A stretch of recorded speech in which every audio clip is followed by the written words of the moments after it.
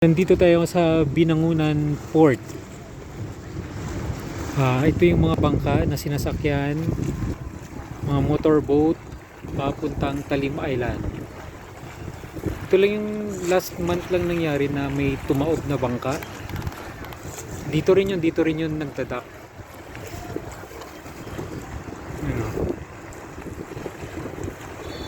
Ngayon medyo ingat na yan sila kasi may nagbabantay na. Ito yung Laguna Lake. Nandun yung Talim Island. Doon yung Talim Island doon.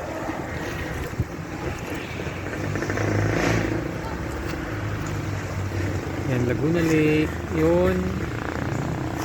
Makati yun. Makati, Taguig. Yun. Yung banda.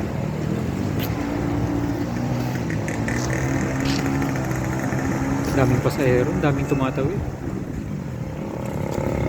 Kinakarga pa yan dyan yung motor minsan.